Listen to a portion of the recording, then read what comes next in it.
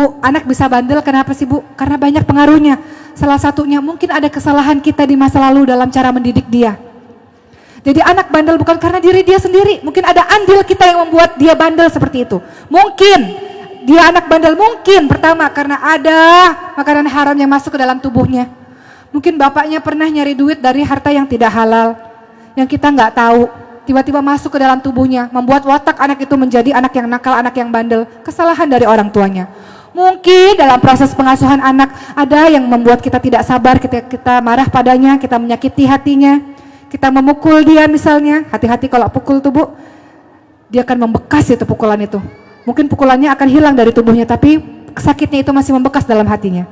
Jangan sampai membesar anak kita melakukan hal yang serupa.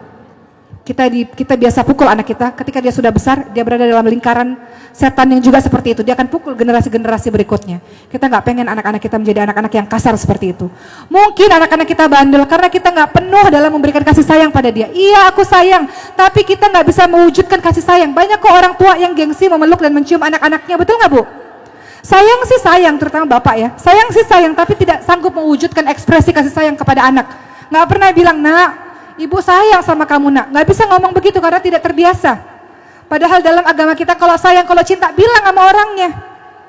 Bilang sama anak kita, nak, Umi sayang nak sama kamu nak. Umi cinta sama kamu nak. Katakan Bu hal seperti itu.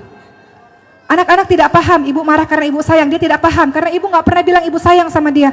Nggak pernah cium, nggak pernah peluk. Makanya kata Rasul, ketika ada seorang yang berkata, Rasul, engkau menciumi anak-anakmu Rasul. Aku punya 10 anak, aku nggak pernah cium. Kata Rasul apa? Man la yarham la yurham. Barang siapa yang tidak menyayangi tidak akan disayangi. Engkau minta anak-anakmu sayang patuh terhadapmu sementara engkau sendiri tidak memperlakukan anakmu dengan cara seperti itu. Man la yarham la yurham. Engkau nggak sayang, engkau nggak akan pernah disayangi. Cium, belai, peluk anak-anak kita. Anak-anak yang kekurangan pelukan, ciuman, belayan Bu, di masa remajanya kosong kering, dia akan cari pelukan dan ciuman dari orang lain Bu. Mau nggak Bu? Nggak pernah dipeluk anak kita, nggak pernah dicium. Di masa remajanya dia cari laki-laki yang bisa memenuhi kebutuhan emosionalnya, yang bisa peluk dia, yang bisa cium dia. Maka penuhilah kebutuhan emosionalnya dengan sayang kepadanya, dengan perilaku kita, dengan kata-kata kita. Jadi kalau ada anak kita nakal, selain kita doakan yang baik-baik, kita juga introspeksi diri. Menangislah kepada Allah, mungkin ada kelalaian yang kita lakukan sehingga membentuk anak kita menjadi anak-anak yang seperti itu. Tidak selamanya dia yang salah, mungkin ada andil kesalahan kita terhadapnya. Bertaubat kepada Allah. Allah katakan apa?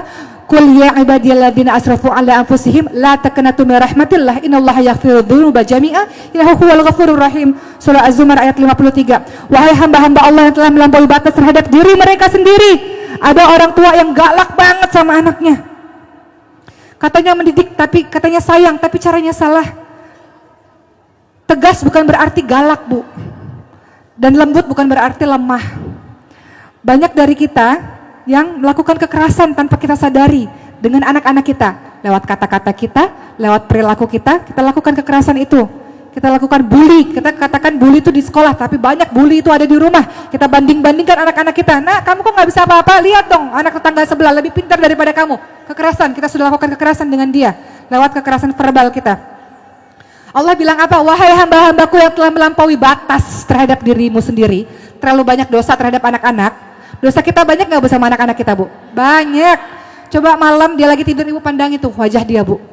Nangis nggak? Kira-kira kalau ibu bikin dosa sama dia? Nangis. Minta maaf sama dia Bu. Minta maafnya ketika dia bangun, jangan ketika dia tidur. Banyak orang tua gengsi, minta maafnya anak-anaknya lagi tidur, dia nggak denger Bu. Ya, perhatikan wajah anak-anak kita, anak-anak yang tanpa dosa. Karakter dia terbentuk gara-gara kita. Betapa banyak dosa-dosa kita yang kita lalai, tidak amanah. Allah lebih sayang kepada dia Bu. Allah bisa ambil dia kapan saja Bu.